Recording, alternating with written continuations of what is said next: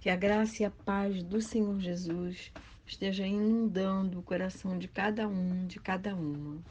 Hoje eu quero compartilhar um texto com vocês que está lá em Filipenses, na carta do apóstolo Paulo, à igreja de Filipe, capítulo 3, dos versos de 12 a 14. Diz assim: Paulo dizendo, né? Não que eu já tenha recebido isso ou já tenha obtido a perfeição, mas eu prossigo para conquistar aquilo para o que também fui conquistado por Cristo Jesus.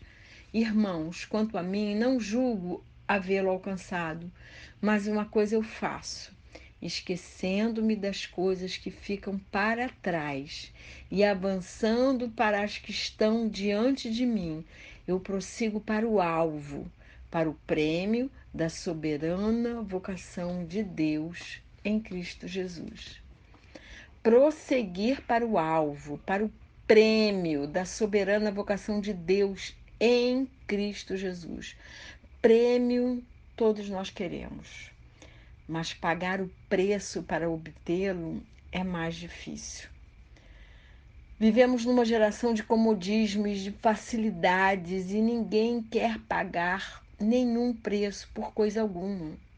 O texto fala de vocação de Deus. Qual é a vocação de Deus? Ser santo e ser perfeito. No mês passado eu falei sobre isso, prosseguindo para o alvo, parte 1, e eu disse que nós tínhamos que nos fixar em 3 alvos. E mês passado eu falei do alvo de conhecer mais e mais a Deus, tendo intimidade com Ele. E agora eu falo desse segundo alvo, que é ser santo, ser perfeito. Jesus disse em Mateus 5:48, né, numa parte do Sermão do Monte, que diz assim: Sede vós, pois, perfeitos, como é perfeito o vosso Pai que está nos céus. E na primeira carta de Pedro, capítulo 1, 15 e 16, está escrito assim: Mas como é santo aquele que vos chamou, sede vós também santos em toda a vossa maneira de viver, porquanto está escrito: Sede santos, porque eu sou santo. É a Bíblia que está dizendo. Aí eu fico pensando assim, mas como é que vamos ser santos e perfeitos se estamos na carne e somos pecadores por natureza genética, vindo lá dos nossos primeiros pais, Adão e Eva? Como é que a gente vai conseguir isso? Bom, em primeiro lugar, eu quero dizer que a palavra santo quer dizer separado para Deus. Eu sou santa porque eu decidi me separar para Deus. Mas eu tenho consciência que eu sou pecadora. Mas ser perfeito, ai, como que eu vou ser perfeito se eu tenho tantas e tantas imperfeições? Como é que eu vou fazer isso? Só há uma maneira de nós perseguirmos esse alvo. É clamando ao Espírito Santo que nos capacite a sermos santos e perfeitos. Nesse mesmo capítulo de Filipenses, só que no versículo de 15 a 17, Paulo nos diz que já alcançamos a perfeição no sentido de que temos a mente de Cristo. Isso é promessa. E ele nos exorta a sermos modelos, exemplos a esse mundo de trevas e a andarmos segundo o que nós já alcançamos. O que nós já alcançamos? Nós já alcançamos a promessa de termos a mente de Cristo, de termos uma vida nova, um caráter novo. O segredo é esse: estarmos em Cristo. É esse o segredo. Jesus chamou os religiosos de sua época de raças de víboras, porque eles eram falsos e hipócritas. Eram sepulcros caiados, ou seja, por fora eram perfeitos, mas por dentro eram podres. Seus corações estavam longe do Senhor. Jesus, ele comia com pecadores, mas não suportava os hipócritas. Jesus, que sonda mentes e corações, sabe quem é sincero diante dele. Então, qual é o segredo de sermos santos? Sermos perfeitos? É estarmos olhando para ele o tempo todo. É olharmos para a cruz, mortificando a nossa carne no altar do sacrifício. Nós temos que em todas as circunstâncias ruins, circunstâncias boas, olharmos para a cruz e sermos obedientes, porque a obediência nos traz bênçãos sem medida. Lá em João, né, Jesus diz assim, João 14,15, se me amardes, guardareis os meus mandamentos. Então, nós sabemos que obedecer a Deus está ligado ao amor que a gente tem por Ele. Então, o que estamos esperando? Vamos obedecer ao Senhor para provar que amamos a esse Deus maravilhoso que ouve e atende aos que o temem. Nós temos que andar nesse mundo como peregrinos, mas em temor a Deus. Nós fazemos parte de outro reino, da qual o príncipe desse mundo, que é o diabo, não tem parte, porque o reino a que fazemos parte, quem governa é o príncipe da paz, é Jesus Cristo. Mas só herda esse reino inabalável e eterno aquele que tem temor no coração.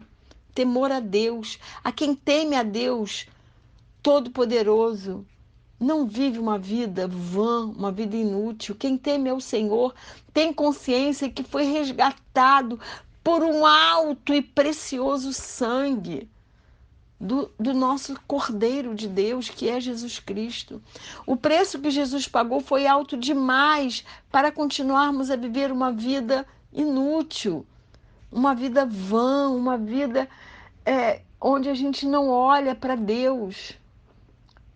Isso não vai nos levar a lugar nenhum. Quem tem temor tem um coração grato por ter sido transportado do império das trevas para o reino do Filho do seu amor. Então, vamos ser santos como Jesus é santo e deixou a herança da santidade para todo aquele que verdadeiramente crê em seu bendito nome. O apóstolo Paulo, quando ele fala esses 3 versículos de 12 a 14 do capítulo 3, ele fala uma coisa preciosa, ele diz, esquecendo-me das coisas que para trás ficaram. O que ele está dizendo? É que antes de conhecer a Jesus, antes de ter uma experiência com ele foi um pecador. Ele perseguia a igreja. Ele consentiu na morte de Estevão, que foi o primeiro mártir do cristianismo. Ele era um homem religioso, mas ele não conhecia Jesus. Ele não tinha tido uma experiência com ele.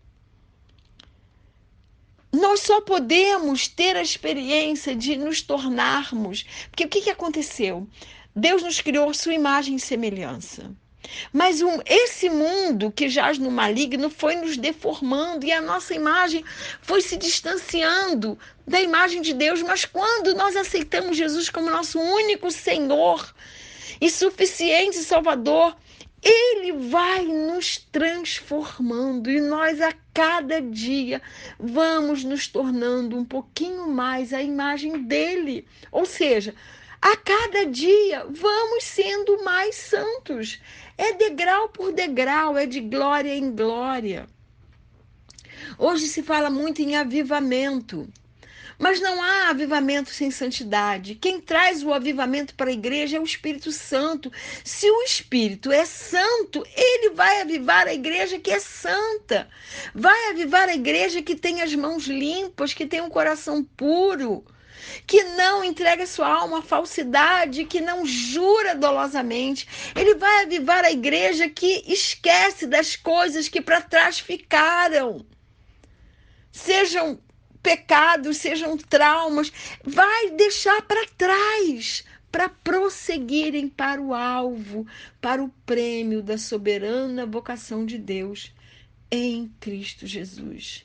A igreja primitiva era santa, era tão santa, que quando aquele casal, Ananias e Safira, quiseram mentir para os apóstolos, Deus os fulminou, porque não havia lugar para pessoas falsas, hipócritas.